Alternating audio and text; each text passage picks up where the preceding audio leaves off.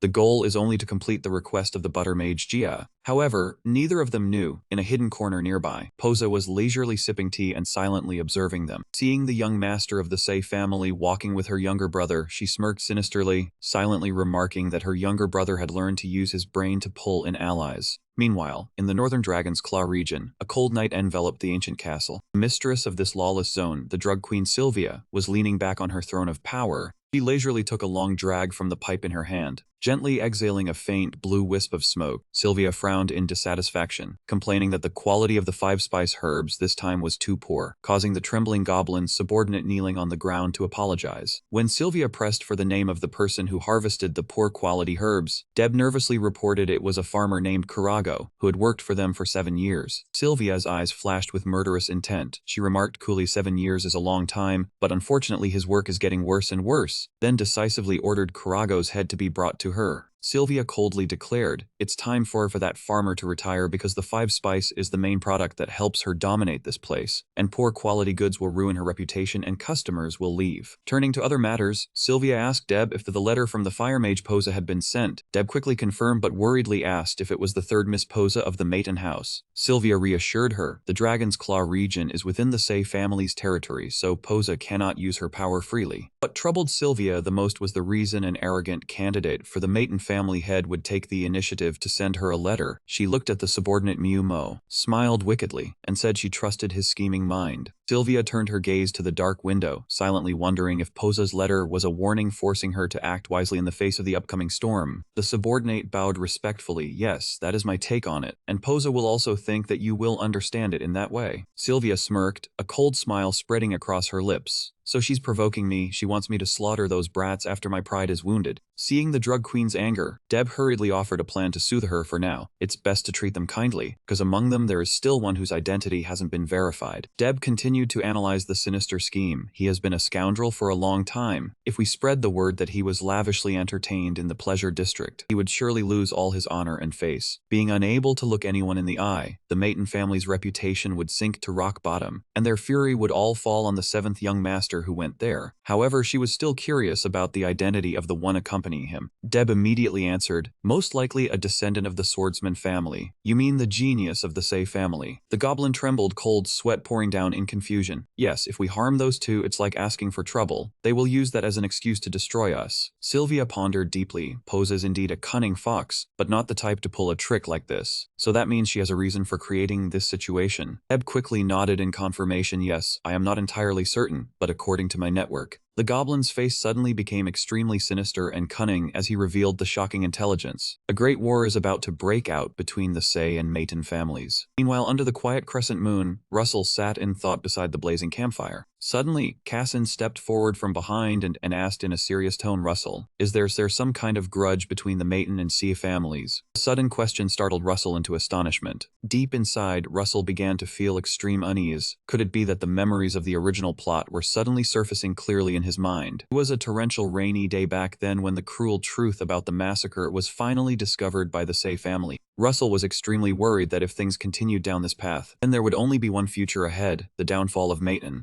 Standing beside him, Cassin let out a soft sigh and shared, my father has shown hostility many times when mentioning Mayton. I do not know the reason either. His best friend's confession only added more pressure on Russell. He concluded that if he were to directly confront the powerful Zay family, his chances of survival would be nearly zero. To change the impending doom, he told himself he had to pull the pillar Cassin to his side, because he understood clearly the reason the head of the Say family harbored hatred was that DK Cha had once killed the eldest young master of this family. Of course, it was not an intentional act at all, because DK Cha had no idea the person he killed was the eldest young master of the Say family. Even until his death, that eldest young master never knew his true identity. His mother Leiden had hidden everything until the very end. Back then, when Kazuya left to go into seclusion for training, Leiden discovered she had contracted a terminal illness called green seed. She quietly took her son and left to raise him on her own. But ironically, the son Kazuya desperately searched for later unknowingly received a ticket to his death under DK's command. Up to this point, Kazuya might have somewhat realized that her lost child had passed away. After that tragedy, the Say family officially sent an ultimatum demanding the Mayton family bow their heads and apologize. Russell secretly understood that the massive drama between the two great families was about to officially begin. But the Mayton family at that time refused to yield, which triggered a brutal war between the two powerful forces. Seeing Russell suddenly fall silent, Cassin softly asked Russell, why are you suddenly so pensive? Russell startled and broke out in a sweat, awkwardly replying, sorry about that. To change the subject, he sighed and shared, to be honest, I do not know exactly how things unfolded, but we just need to do our best. If a conflict arises, then try to resolve it. Hearing that, Cassin replied thoughtfully, talking things out should always be the priority, but not everything in this world can be solved with words. With fierce red eyes, Cassin spoke seriously, proposing a hypothesis. For example, if war broke out between the two families. Without waiting for his friend to finish, Russell cut him off decisively. That will not happen. The two families have fought many times in history. If that day comes, I will devote all my strength to become the staff of Mayton. Cassin was not shaken either. He asserted clearly, as for me, I will be the sword of Say, but promise me that we will uphold our honor. Russell smiled and replied, all right, let us do our best with our honor. There is no need to worry too early. Russell's encouragement made Cassin break into a radiant smile. He confessed with relief, having you here makes me feel much lighter. Russell Mayton, I am truly glad you are my friend. At that very moment, a blue notification panel slammed right in front of Russell. The avatar of Handex, a profound emotional shift is occurring in the character Kasinsi. Russell stood frozen for 5 seconds, cold sweat trickling down his spine. In Russell's memory, Handex was the one who destroyed everything. A supreme evil entity specialized in wiping out all living beings on Earth. In other words, he was the terrifying god of destruction. Russell stared in shock at his best friend before him, his heart in turmoil. So he is the avatar of Handex. Right at that moment, the system sent a second notification. The avatar of Handex is mentally dependent on Russell Mayton. Russell could not help but shudder when he realized the shocking truth. Cassin is the one the god of destruction descended upon. Things were going too far, and he wanted to go crazy. In the still of the night, Russell, Cassin, and Rudia quietly strolled along the narrow path. Russell spoke up cautiously. "It seems the Northern Basin has started to keep an eye on us," Cassin asked in surprise. "You mean the drug queen?" He pondered and continued analyzing. "Think about it. Since we arrived here, we have been strangely safe and sound." Cassin replied thoughtfully, "That is true, but we have not leaked any information either." Russell let out a soft sigh. "For some reason, I have a feeling my sister Posa has leaked the information." Hearing the name of that witch, Rudia standing behind suddenly flared up in anger. Cassin asked in confusion, "Young miss, why would she do that?" Russell broke out in a cold sweat, recalling his sister's cunning and insane face. He stammered, "I am not sure either. Her aberrant blood is unpredictable." Suddenly, crisp clapping sounds rang out from the darkness. Impressive vision. From the bushes, a group of people in black robes wearing eerily grinning clown masks slowly stepped out and surrounded them. The leader chuckled. "The hair of Mayton indeed. Greetings to you all." Cassin swiftly stepped forward to shield. "Who are you? Take off your masks and state your identities." Looking at his friend's valiant back, Russell inwardly marveled that he could indeed trust the protagonist.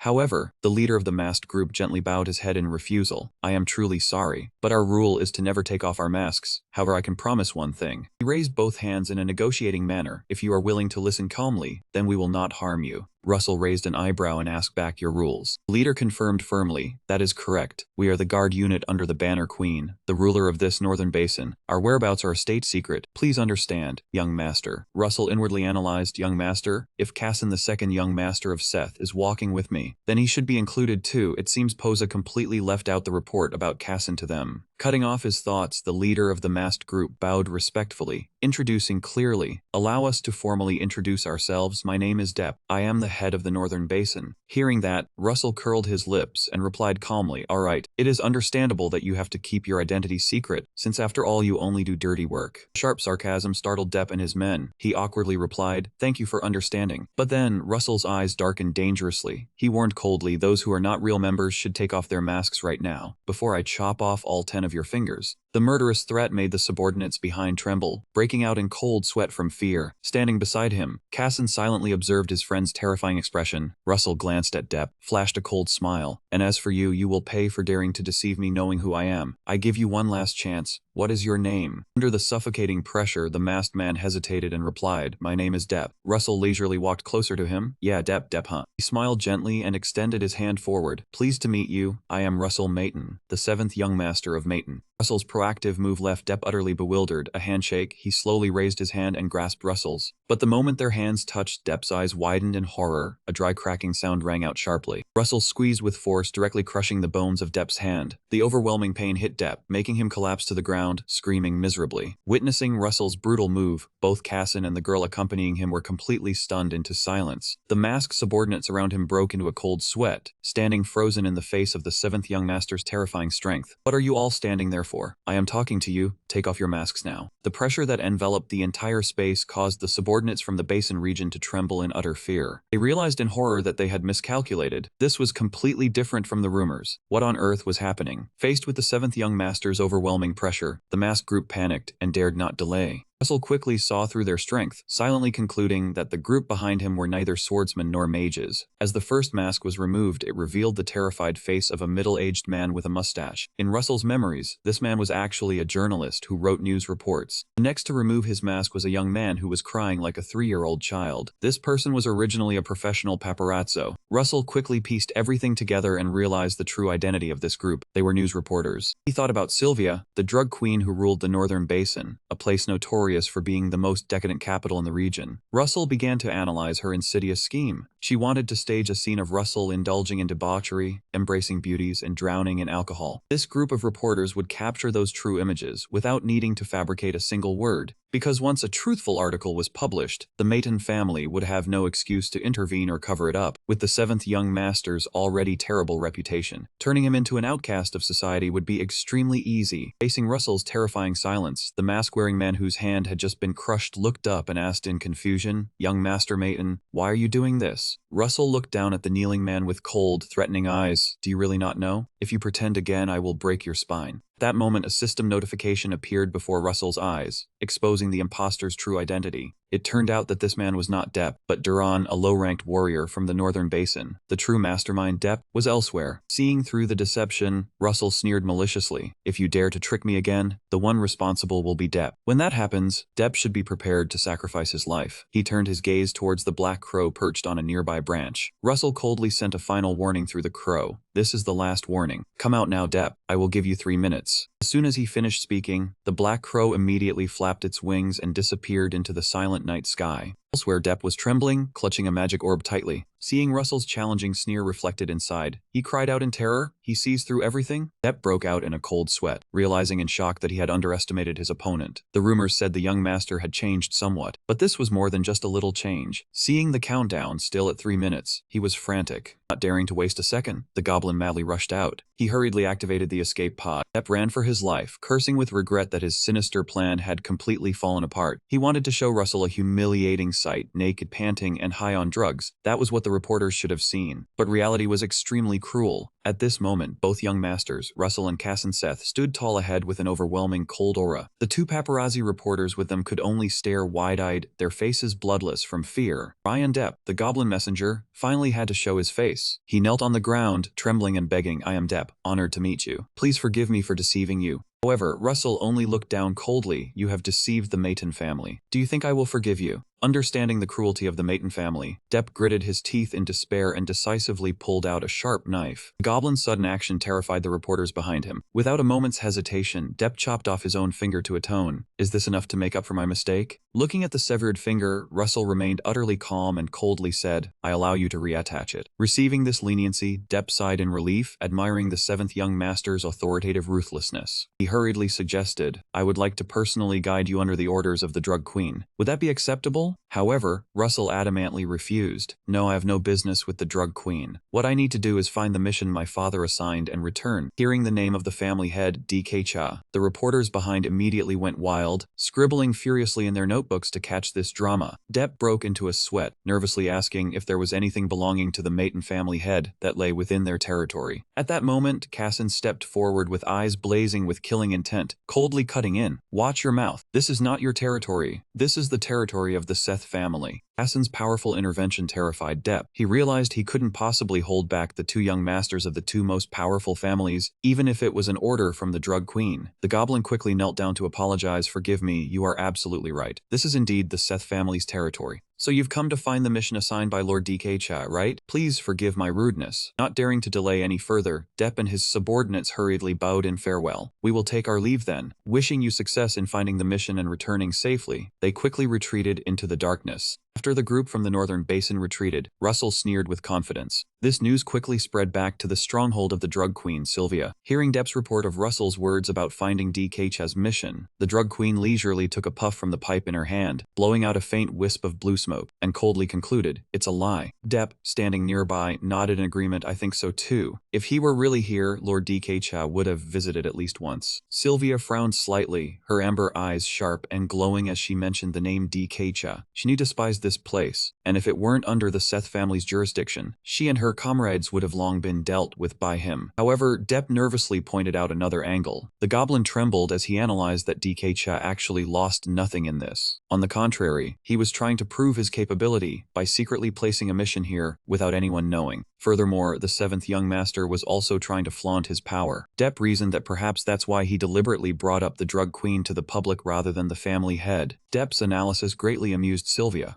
She immediately saw the deeper intention of the Maton boy. If an heir were to betray the current family head, it wouldn't make sense, but if a son betrayed his father, it sounded much more convincing. That kid is clever, she thought, covering one eye with a sinister smile, admitting she truly wanted to recruit Russell. Sylvia decisively stood up and announced she would go out for a while. Seeing this, Depp hurriedly knelt at her feet and nervously asked where she was going. Sylvia replied bluntly that she just wanted to see that interesting boy in person. Depp panicked and warned that even though the opponent was just a child, he still carried the fearsome blood of the Maton family. However, Sylvia only glanced back coldly and arrogantly. So what? What if he is? With that, the drug queen leisurely walked down the dark corridor, leaving Depp alone in the room. She thought to herself that unruly young master of the Maton family had indeed sparked a tremendous interest within her, but what surprised her even more was the fact that Russell could make Kasensei, an outstanding genius of the century, willingly become a launching pad for him to shine. Under the quiet crescent moon, Russell, Cassin, and Rudia stopped to have a meal at a deserted restaurant. While savoring the delicious plate of food, Cassin nodded in approval, remarking that this place was indeed quite good. Setting down her fork, Rudia stretched lazily and complained that she was about to have to breathe pure oxygen, and Russell softly agreed. Russell even went as far as to say the food here was not just good, but surprisingly excellent. Cassin continued to pick up a piece of meat and put it in his mouth, agreeing that the flavor was as if someone had put a great deal of effort into it specially. However, what made Cassin feel even stranger was that a restaurant this excellent had absolutely no other guests besides the three of them. Suddenly realizing something was wrong, Cassin stood up abruptly. The fact that the vice commander immediately retreated upon receiving a warning showed that the one in charge here must have had a hand in it. Cassin strode to the middle of the hall and declared his identity. "I am Cassin Sei, the second young master of the Sei family. Come out and state your name."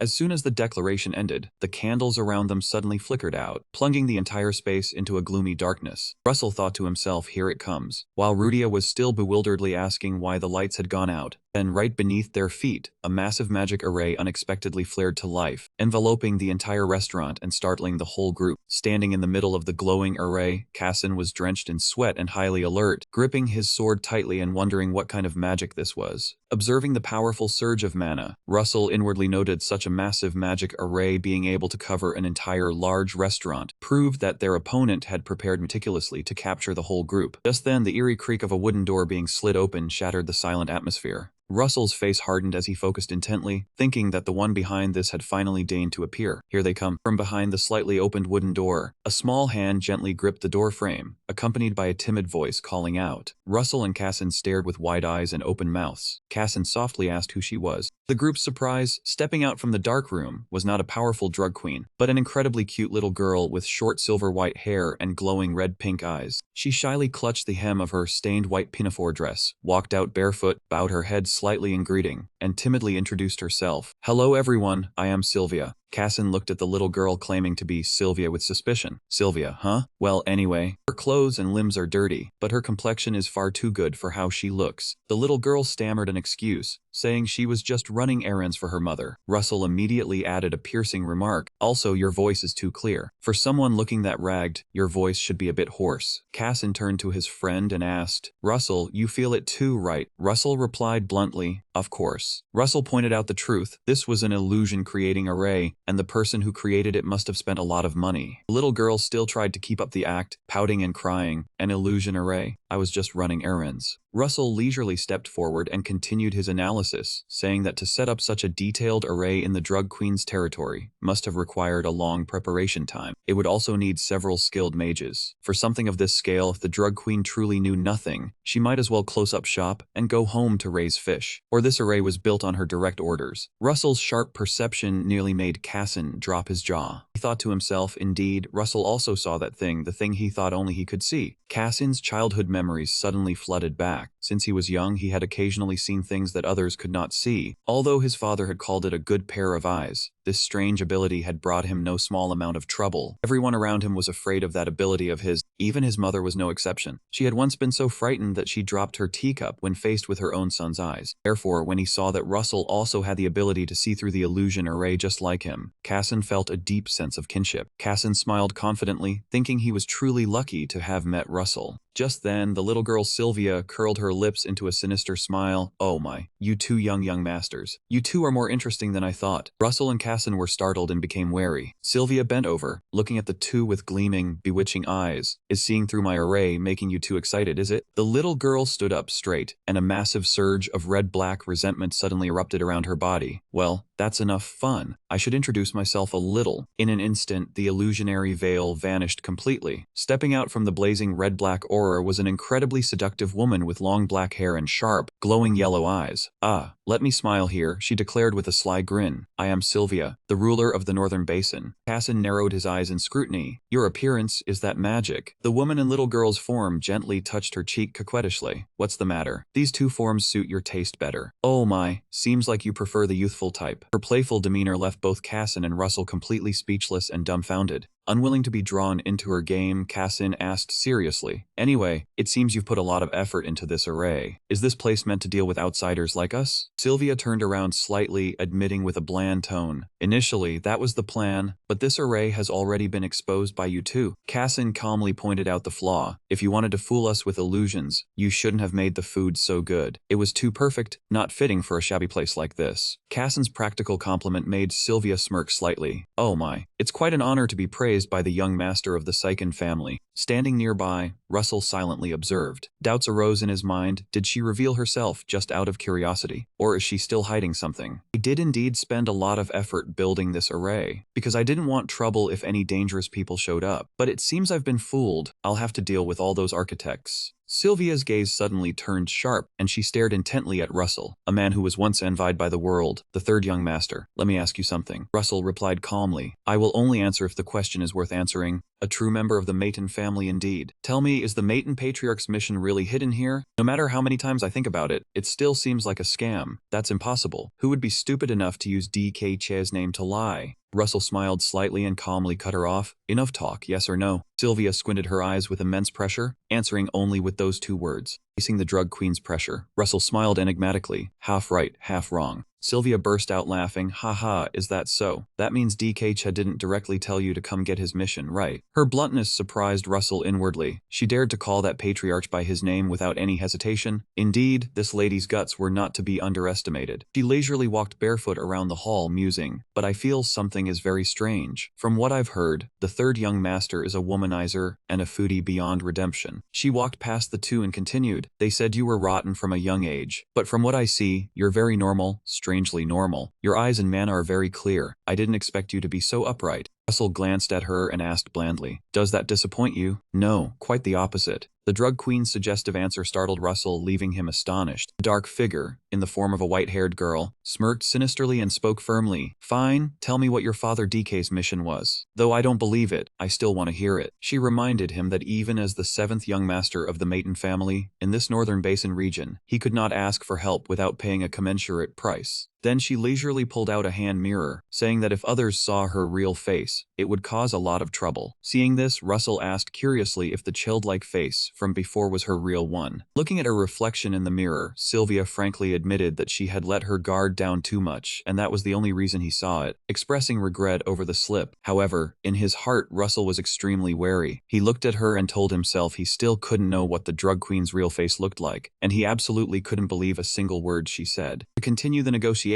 Sylvia proposed that if Russell handed over the recording stone, she would agree to help him. Without any hesitation, Russell decisively revealed that their group's next destination was Sarkley's biscuit factory. However, he hadn't even finished his sentence when the smile on the dark figure's lips suddenly vanished. Immediately, a massive wave of pressure erupted unexpectedly, shocking both Russell and Casson, who stood nearby. The terrifying killing intent bore down on him, making Russell break out in a cold sweat. He gritted his teeth, astonished, wondering why the drug queen had bristled up the moment she heard the name Sarkley's biscuit factory. The dark figure had now completely lost control. Her body emanated a furious red mana as she glared and shouted, How do you know that place? There's no factory by that name here. Facing the other's wrath, Russell smirked with confidence and answered lightly, "How do I know? Because I'm the one who named it." Then he calmly advised her to calm down, as she was starting to talk nonsense. The white-haired girl coldly emanated a menacing red-killing intent. "I advise you to watch your words from now on, kid. Depending on your answer, I might just send you to meet your ancestors right here." However, Russell remained completely calm as he stepped forward in front of her. "Is that so? Then let's see you try." He smirked meaningfully and asked in return, "Surely you know her, poser, right? You still don't understand why she personally sent you a letter." Russell's declaration only made the white-haired girl burst into mocking laughter. Heh. She glared with her red-pink eyes, grinning with fangs and looking at him with arrogance. "Is it that funny? What a bold little brat. I don't even fear DK, his father, so you think I'd be scared of Posa?" Russell maintained his composure and continued to press his argument. "I understand you govern this city, but you can't talk like that. Because there are subordinates of someone powerful here. Don't tell me you haven't realized that. You're the drug queen after all." However, in his heart, he secretly laughed bitterly. "Of course, I'm just bluffing. I'm trying to scare her with the name Posa."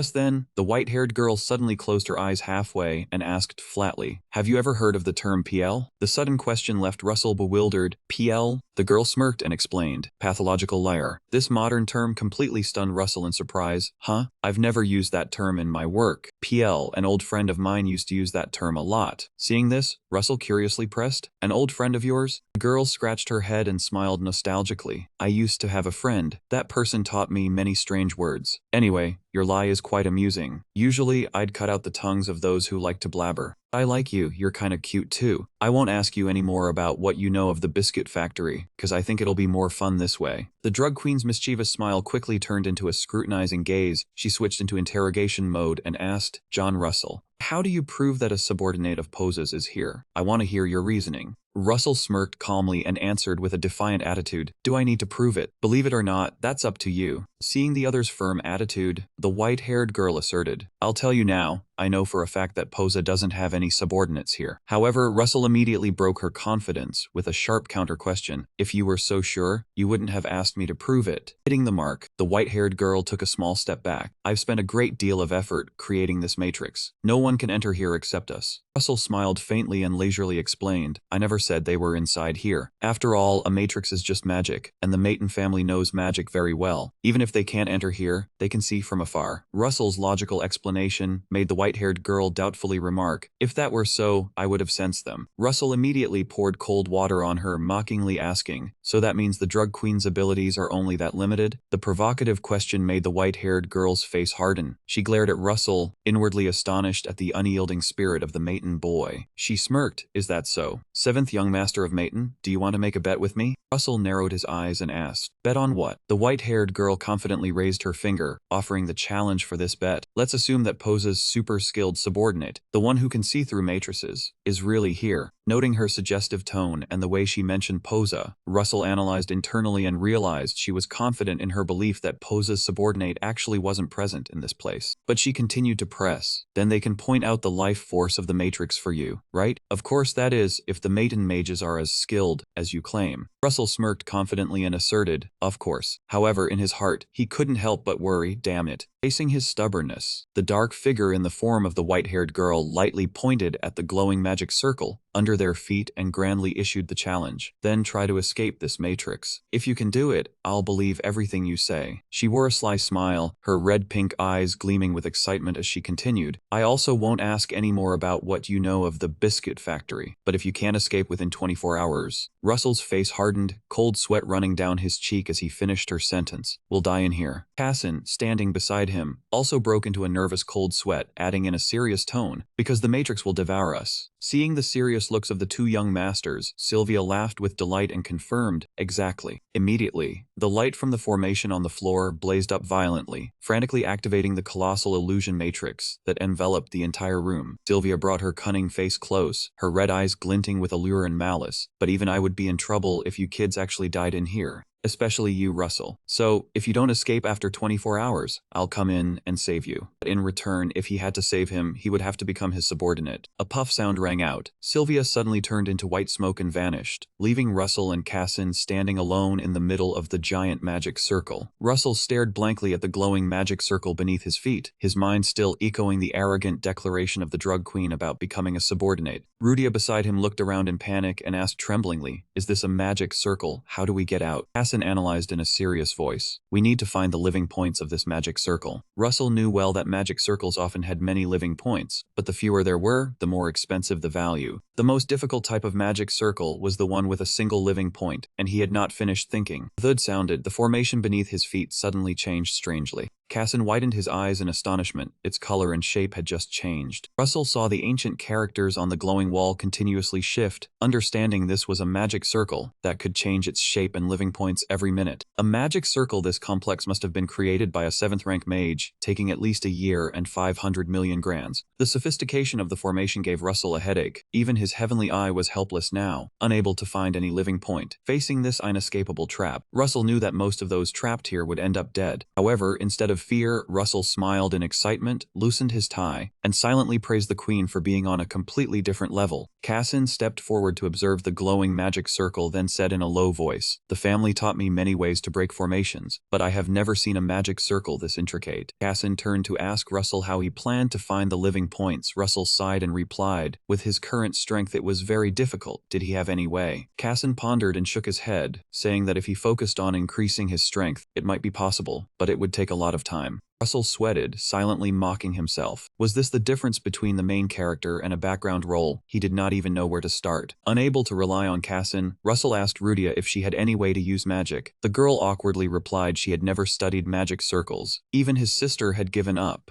Painful memories surfaced of the girl being tapped on the head by Russell's sister for scribbling during magic circle class, leaving Russell only able to stay silent, not knowing what to say. But Russell quickly regained his confidence, took off his coat, and declared he had a much faster and easier way, making Cassin dazedly ask again. Russell smirked and explained it was a power more suitable than magic or swordsmanship, making Cassin start and guess martial arts. Fiery battle energy blazed around him. Russell loosened his blue tie and confirmed he had learned martial arts during his time in Grandin. Witnessing the powerful surge of energy swirling around Russell, Cassin asked in amazement if he had already learned to control his martial soul. Russell calmly replied it had been a while, then focused on unleashing all his power, causing his battle energy to explode violently. Cassin realized in shock it was the martial soul of War King Markner. Russell nodded in confirmation. The shocking truth made Cassin extremely excited, exclaiming that he always knew Russell was a genius. He was truly too talented. Russell did not expect to receive such praise from Cassin. Cassin insisted that martial soul and mana were inherently opposed, yet Russell harmonized them perfectly. Cassin enthusiastically expressed his pride in being friends with Russell, leaving the 7th young master only able to awkwardly say not to go too far. In his heart, Russell told himself that now, with a strong ally like Cassin, he could freely do as he pleased. Wasting no time, Russell activated the intermediate combat magic reinforcement, silently understanding that reinforcement increased physical and spiritual strength. Right after, Russell activated the martial arts secret technique to Tanka. 10,000 strike, a surge of fiery energy erupted, enveloping his arm. Witnessing the astonishing martial soul surging, Cassin was completely shaken, cold sweat dripping down, because Russell's strength far exceeded his imagination. Rudia, standing beside him, also widened her eyes in surprise at the radiant glow emanating from around Russell.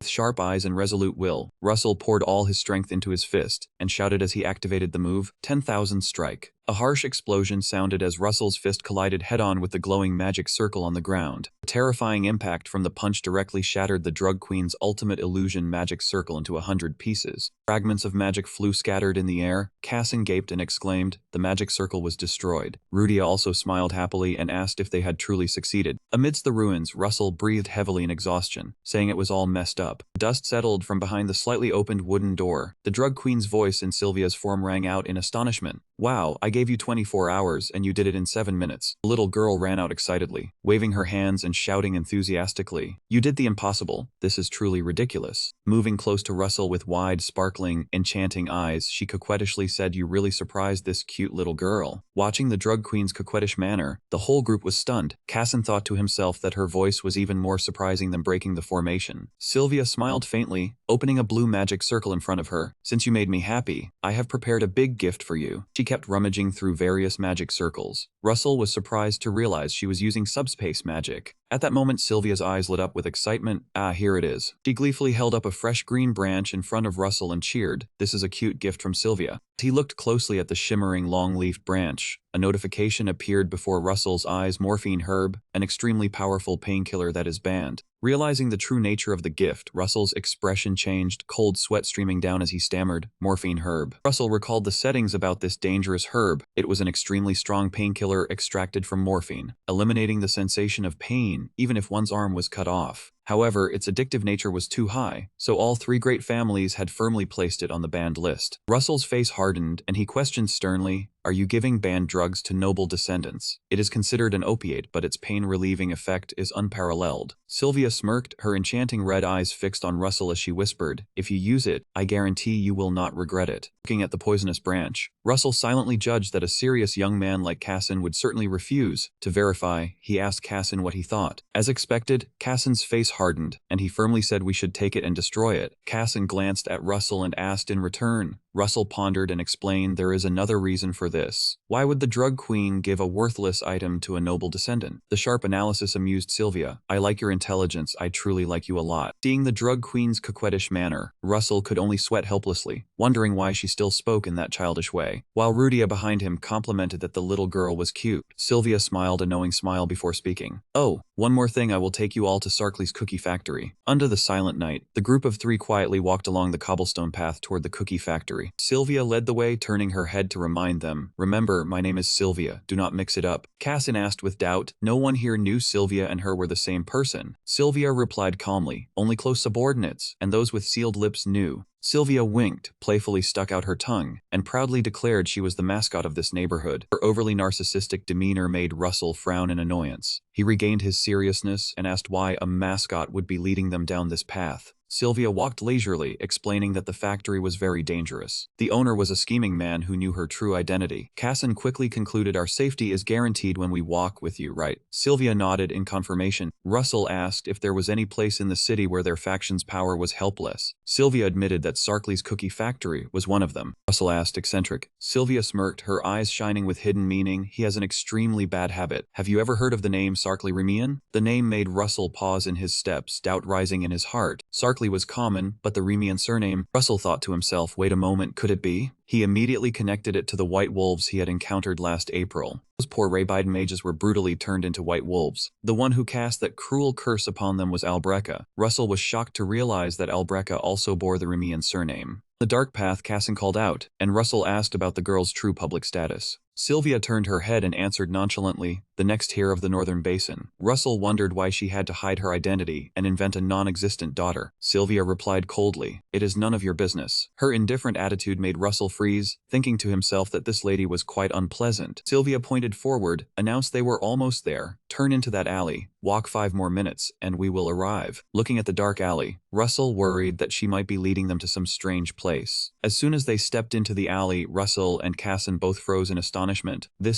Before them was a scene of desolation and misery. Many poor people sat around, holding pipes that emitted strange blue smoke. An addict chuckled, "Hey, wanna try a hit? This stuff is really good." Witnessing such depravity right in his own territory, Cassin was angry. Why did father allow this place to exist? Sylvia smirked. "I suppose the young master has never seen this before. What do you think, that the family just lets us do whatever we want?" Facing his silence, she calmly explained, "Even the despicable need a place to live, even though the family always claims to be the light." Sylvia said slowly, "Where there is light, there is shadow. Those who have lost everything gather in this dark alley. Once gathered into a small society, things run quite smoothly. To those belonging to the light, this place is strange, but the dark still lives in its own way. It is just that when the dark tries to blend into the light immediately pushes it away." Cassin asked if she was implying his group was the light and she was the dark. Sylvia replied calmly, "Just stating the basics." Russell nodded in agreement. The Righteous Sea family would never let this place exist. They would gather them all to the Northern Basin. Russell analyzed, the Kazuya family had sent Cassin here to understand the hidden corners of the world. But what made Sylvia more curious was how Russell was so nonchalant, as if he knew everything. Sylvia asked curiously if he had been here before. "Be honest, you are hiding your real age, are you not?"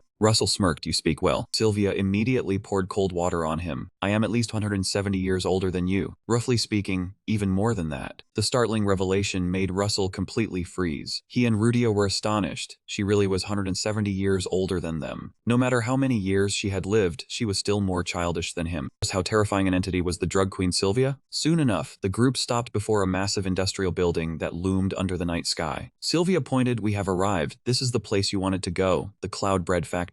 Looking at the solid structure, Cassin wondered if they could find any clues about the lightning dragon stone here. Sylvia approached the rolling steel door and knocked in an extremely strange rhythm. Cassin quietly noted, this knocking rhythm must be a secret password to open the door. Chains rattled loudly. The rolling door slowly lifted, revealing a dark space. A sleepy voice rang out, it is late. A short fat man with a thick beard, a monocle, and wearing a red robe stepped out, chuckling hoarsely. Russell immediately recognized him. This was Sarkly Remian. A strong stench unexpectedly hit the group's noses. Cassin wrinkled his face. This Sarkly was truly too foul-smelling. The sound of high heels echoed from behind, accompanied by a black-red murderous aura full of pressure. Enough, Sarkly. Stop that disgusting act. I told you to give up that sick hobby. Drug Queen stepped out from the shadows in her alluring mature form. She placed her hand on his shoulder and softly delivered the threat. Keep talking like that in front of noble descendants, and you will lose your head. Sarkly's face changed. He turned to examine Russell's group through his monocle. A massive pressure erupted, startling both Russell and Cassin in fear. Cassin broke into a sweat, concluding that this man was truly powerful. Russell silently agreed with that assessment. Withdrawing his pressure, Sarkly took a sip of wine and asked if the families knew the brats were here. Sylvia replied coldly, that is why I brought them here. Do not play tricks with them. Sarkly snorted, tilted the bottle back and chugged, then wiped his mouth and replied defiantly, relax, I value my own life too much. Sylvia smirked mockingly, if you valued it that much, you would not have done that in Ray Biden. Taunt struck a nerve. Sarkly immediately hardened his face and glared threateningly. Damn it, shut your mouth before I turn you into a doll. Facing the butcher's threat, the drug queen kept her arrogant demeanor and coldly replied, I have told you many times, just try it, but be prepared to have your head chopped first. Witnessing the tense war of words between the two powerhouses, Cassin, standing nearby, couldn't help but break out in a cold sweat, wondering what Sarkly had done in Ray Biden and whether those dolls were related to her. Meanwhile, Sylvia leisurely lit her pipe. She took a long drag and slowly exhaled a hazy wisp of blue smoke, not forgetting to mock with contempt. When will you ever put down those cheap cigarettes? There are so many better things out there. Sarkly squinted at her, tightened his grip on the wine bottle in his hand, and coldly asked back, oh really, then tell me, with those better things, how many children have you killed? Suddenly picking a fight at this moment, are you tired of living? Sylvia curled her lips into a sinister smile. She cheerfully made a suggestion. Aren't you planning to kill me and turn me into a doll? If so, then I will indulge your taste and turn into a Sylvia for you. Sylvia's taunt was like fuel on the fire. Sarkly flew into a rage and roared, shut up, then ruthlessly hurled the wine bottle at her. The bottle shattered right in front of Sylvia. What's the matter, Sarkly? The one who doesn't like killing children. Sarkly panted in rage while Russell's group could only stand silently and watch from afar. Sylvia glanced at the butcher and gave a contemptuous smile. Ah, I understand. You are just pretending to admire in front of the descendants of the noble families, right? Ultimate fury exploded. Sarkly ground his teeth. A surging wave of green mana flared around him, full of killing intent. He roared madly, you damned woman. I will kill you right here. Faced with such ferocity, Sylvia remained perfectly calm. She leisurely took a puff of her pipe and then bluntly doused him with cold water. Stop your blustering, Sarkly. You know full well that is impossible. Witnessing the confrontation, Russell quietly broke into a sweat and observed thoughtfully. He silently realized that all of Sylvia's actions were actually hinting at one thing. If he wanted to complete the mission, he was forced to kill Sarkly. That was why she deliberately listed out a string of that butcher's crimes in front of them. To test this, Russell decisively spoke up to puncture the tense bubble. Oh, Sylvia, it sounds like you want us to kill Sarkly. The sudden question startled Sarkly, who spun around in astonishment. Faced with Russell's question, Sylvia curled her lips into a sinister smile. Oh my, is it that obvious? Seeing himself being used as a pawn, Sarkly roared in fury and demanded, what kind of trick are you playing? Sylvia, have you forgotten our promise? Sylvia glanced at him, coldly extinguishing his anger with a contemptuous remark. Oh, trust me, I haven't forgotten. That is the reason I haven't killed you no matter how disgusting you are. Humiliated, Sarkly gritted his teeth and squinted in threat. Remember this well, you're not the only one holding back. Just then, Russell's celestial eye suddenly activated, displaying Sarkly's crimes gradually appearing before his eyes. Russell glanced over at Casson, thinking that his friend was probably seeing something similar.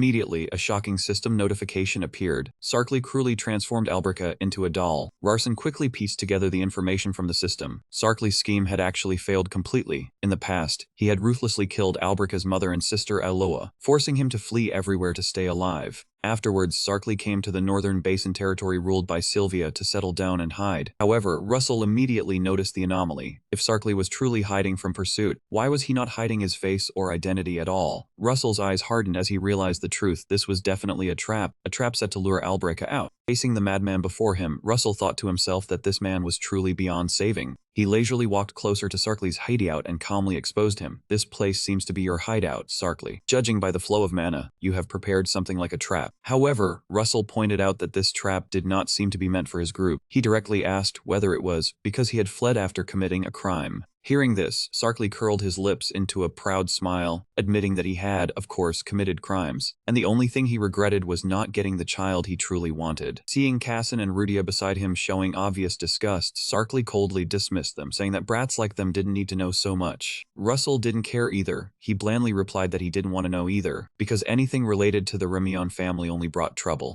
The name Remion just uttered left Sarkly completely astonished. He squinted at him with suspicion and asked if he knew of any other Remion. Russell smiled slightly in confirmation and revealed that he had encountered the White Wolf Pack in April. He leisurely explained that a mage named Albrica had created those monsters with extremely keen senses of smell specifically to track prey. Seeing Sarkly's changed expression, Russell silently confirmed that this butcher definitely knew the whole story of this matter. Sarkly was stunned and asked, "Oh, you know about farming the fields?" Russell smirked and analyzed the blood relationship between the two, but then he realized that Albrica bore the surname Remion. This is Sarkly Remion and that is Albrica. Could this be a coincidence? At that moment, the heavy sound of armored footsteps rang out. Casson decisively stepped forward and called out. Russell, his eyes burning red with killing intent. He coldly declared, "I have no intention of forgiving him, because I have seen all the crimes he has committed." Witnessing the special eyesight of the young master of the Say family, Sylvia curled her lips into an amused smile. Interesting. Can the Say family really see such things? On the opposite side, Sarkly gave a sinister snicker. Hey, the Say family. Immediately, a surge of green magic power flared up in his hands. Sarkly roared ferociously. Alright, let's warm up a bit. However, as fast as lightning, Casson flipped his body from above and dove down at an astonishing speed, startling the old butcher. Casson focused all his killing intent and decisively activated his skill, Say Sword secret technique. Instantly, Waterful Swallow launched a fatal blow straight at Sarkly. The powerful slash landed a direct hit, making Sarkly cough up blood in agony. Witnessing his friend's terrifying attack, Russell squinted and thought, I thought I had gotten a lot stronger, but it seems Casson is no longer the person he used to be. While Sylvia remained silently watching, Sarkly suddenly curled his lips into a sinister smile. He leisurely hovered in midair, easily dodging Casson's attack by a hair's breadth and taunted, "Not bad, kid. You almost got me there, but dying at the hands of a brat like you would be too shameful." He squinted at Casson, who was standing in a fighting stance on the ground, and observed, "So you are a mage, and not an ordinary mage at that." Observing the opponent from afar, Russell squinted and concluded that he was a mage, just like Albrica. Not giving the butcher a chance to speak, Casson focused all his killing intent, the sword in his hand blazing with red lightning. He decisively activated his skill, Say Sword secret technique second form, 100 lights. Witnessing the terrifying surge of energy, Russell was utterly shocked and exclaimed, "That move is, in Russell's memory, that was the legendary magic crushing sword." This was the ultimate power that helped the Say family end the 1,000-year power struggle with the Maton family to claim the top position in society. Facing the overwhelming sword energy, Sarkly still ferociously dove down from above and roared madly, "It's useless, kid." However, Casson was one step faster. In the blink of an eye, the man crumpled to the ground. Witnessing the decisive kill, Sylvia raised her hand to her mouth and laughed in amusement. "Oh my." Casson pointed his sword directly at Sylvia and coldly declared, "Drug Queen, I also wish to punish you right here, but for now I have not seen any crimes of yours as severe as his. Moreover, it seems Russell is setting up an even bigger scheme. That is the only reason I am sparing you for now. Remember that well and never cross the line." Hearing the threat from the young noble, Sylvia gave a sinister smile, quite the bearing of a noble scion. "But kid, even your father leaves me alone, so what right do you have to kill me?" Looking at Sarkly's corpse lying motionless in a pool of blood, Russell felt everything going off course, realizing inwardly that something was wrong with this scenario. Normally, when he died, the blood should have seeped into the ground, then a mystical fog would rise, turning Sarkly's Cloud Bakery into a true dungeon. But now, no such phenomenon occurred, leaving Russell to ponder whether he needed to activate something else. Sylvia spoke up to ask, "May I ask one question? Is Sarkly a regular user of opium?" She shrugged, looking indifferent. "Who knows, I never cared about others' private matters. But looking at the color of his blood, perhaps he wasn't a heavy user." She sniffed the air like a little puppy and then asserted, "I smell painkillers." Hearing this, Russell immediately turned to ask, "Is there any medicine that turns blood blue?" Sylvia nodded in agreement. Indeed. She smirked slightly, explaining it was the best painkiller currently available. Her words immediately recalled in Russell the image of little Sylvia gleefully holding up a green branch and showing off. "I forged it, a gift from adorable Sylvia." He suddenly realized, could she be referring to Mopfin grass? Without hesitation, he turned to suggest, "Sylvia, can you use your space magic to toss that Mopfin grass onto Sarkly's body?" Sylvia readily nodded. "That's easy." Right after, Russell turned again to call, "Rudia, can you use fire magic to burn his corpse along with that herb?" Rudia replied firmly, "Of course." She immediately gathered a blazing flame in her hand and hurled it straight at the target. The fire blazed fiercely, completely incinerating Sarkly's corpse along with the Mopfin grass. Thick, noxious smoke rose, making Casson, standing nearby, wrinkle his face and cover his nose. Russell quietly turned to suggest, "Casson, can you use your sword energy to split this foul smoke in two?" Casson was extremely perplexed, hesitating as he answered, "Split it in two." He broke out in a cold sweat, worried,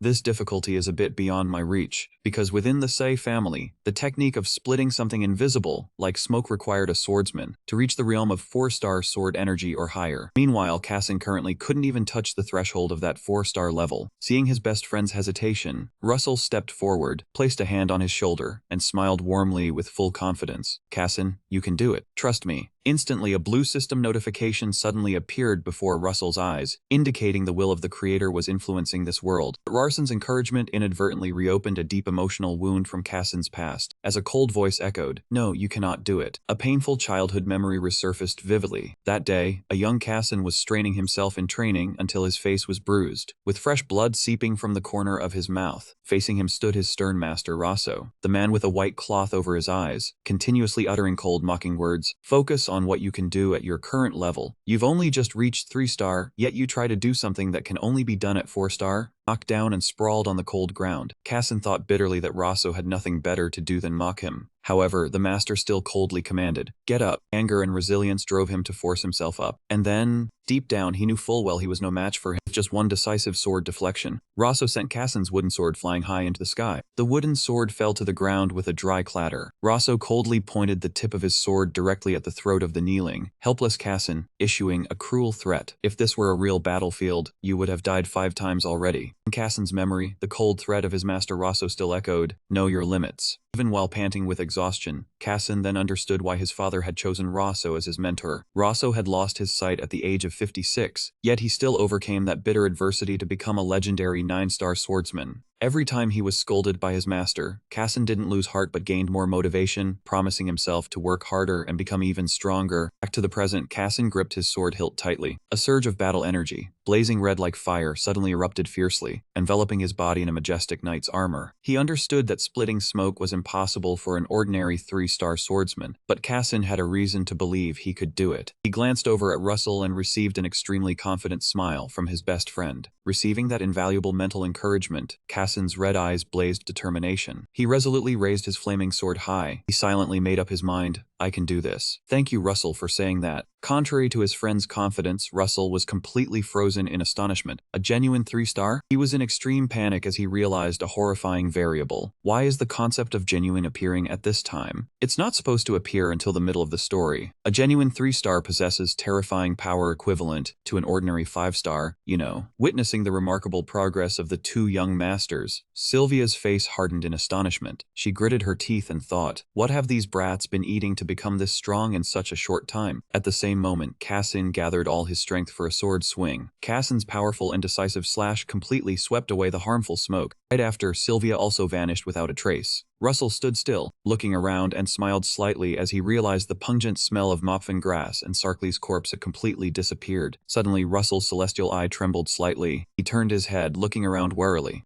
Where did Sylvia disappear to? System notification suddenly appeared floating before him. Notification: Sarkley's Cloud Bakery dungeon has been activated. Looking at the glowing text, Russell smirked with satisfaction. Finally, the dungeon has been activated. Meanwhile, under the shining light of the full moon, the prophet Gray was frantically running barefoot across desolate fields. Gray trembled, thinking, "I've never seen anything like this in my entire life. I must go see Garcia immediately. The head of the Say family, what in the world is that bastard thinking?" Sarkley's blood, the sword skill that could slash even scent, and the muffin grass converged. The man-made dungeon named Sarkley's Cloud Bakery was officially created. Russell walked slowly, step by step, to the front of a large bookshelf. He gently pushed a book aside with his hand, revealing a large crack in the brick wall behind it. The group of Russell, Casson, and Rudia curiously peered inside. Rudia couldn't help but exclaim in astonishment as she saw a mysterious space appear behind the wall. Russell suddenly flinched, his light purple eyes contracting with wariness. The room was filled with a gloomy and eerily chilling atmosphere. The sound of a thumping heartbeat echoed rapidly in the silent space. Inside, a chair stained with dried, dark blood sat alone next to a rusty, blood-caked chainsaw. In the corner of the room were two golden human head statues with expressions of wide, agonizing screams. Beneath the stone pedestal were ancient glowing characters. This place was definitely one of Sarkley's horrific doll production workshops. Meanwhile, under the quiet light of a crescent moon enveloping an ancient manor, the head of the Kazuya family was focusing intently, sweeping his brush in decisive strokes across the white page. He gently set the brush down, murmuring that it had been a long time since they last met. That moment, a massive pillar of white light suddenly shone down from the sky. Kazuya looked at the figure who had appeared, and spoke leisurely. "Sylvia, it has been a long time since you used this form to visit me." From within the radiant glow, the drug queen stepped out in the form of a barefoot, white-haired little girl. Without any preamble, she hardened her face and questioned, "Why did you send your precious son into my territory?" Faced with her interrogation, Kazuya remained calm and asked in return, "Has something happened?" Her indifferent attitude infuriated Sylvia. She glared, pointed straight at Kazuya's face, and yelled, "Your son's power just leaped from 3-star to 5-star in the blink of an eye." Kazuya gave a subtle, deep smile, believing his son's remarkable progress was due to the influence of his good friend. Hearing this, Sylvia, in her white-haired girl form, asked in surprise, "You mean Russell Mayton?" Kazuya nodded, affirming that the Mayton boy possessed special power, and that his son had leaned on him quite a bit. Sylvia remained skeptical, insisting no one could leap 2 levels so quickly. Kazuya slowly explained that it used to be illogical, but when one reaches a certain realm, geniuses develop at a dizzying pace. Kazuya's composure irritated Sylvia. She squirmed and then yelled, "Wicked, your son is not ready for such a massive leap in development." The drug lord asserted that Casson was too young and had not yet achieved anything notable. From her experience as a queenpin, a swordsman who got stronger quickly could only do so through stimulant drugs, or even a poison with cruel side effects. Facing her worry, Kazuya kept his mysterious smile and lightly added a sentence, "If Russell wasn't by his side." Kazuya's constant praise of the other party annoyed Sylvia. She threw a tantrum and sat flat on the floor, grumbling, Russell, why do you keep bringing up that brat? I'm warning you that your son might be involved with forbidden drugs." Seeing her demeanor, Kazuya slightly tilted his head and mocked, "Isn't it a bit contradictory for one of the world's top drug lords to be mentioning banned substances?" The taunt made Sylvia's face harden, and she glared, warning Kazuya, "I'm not joking. Watch your words before I truly get angry." The drug queen's pressure did not shake the head of the building clan. Kazuya calmly challenged, "What if you do get angry? Do you think you have the guts to attack me?" Feeling insulted, Sylvia smirked and replied, "No, but I'm certain I can harass your son." The drug lord laughed sinisterly and reminded him, "After all, he is still in my territory." Contradicting the threat, Kazuya still confidently asserted he knew for a fact she would never do that. When Sylvia curiously asked why, Kazuya smiled with nostalgia and answered, "Because you were once my most precious comrade." The answer left Sylvia speechless, only able to sigh in exasperation. Kazuya's gaze drifted to the window as he murmured slowly, "Russell Mayton, that boy truly possesses supernatural power." Kazuya concluded that Russell's power was affecting those around him as well. Sylvia, in her white-haired girl form, stood up in dissatisfaction and sarcastically remarked that such a ridiculous thing could not exist in the world, suggesting Kazuya was senile and confused. Kazuya calmly replied that everyone is born with their own talents. Sylvia waved her hand and grumbled that he was always stubborn, never yielding from what he believed was right. Kazuya smirked and reminded her that she had once praised him for that very trait, saying it was what made him the Builder clan head he was today. Immediately after, a violent surge of dark red aura erupted. Sylvia returned to her alluring mature form and coldly spat out a sarcastic remark, saying she never thought he would become a stubborn old fool beyond all reason. A popping sound rang out, and the drug lord vanished into thin air, leaving Kazuya sitting alone in the room.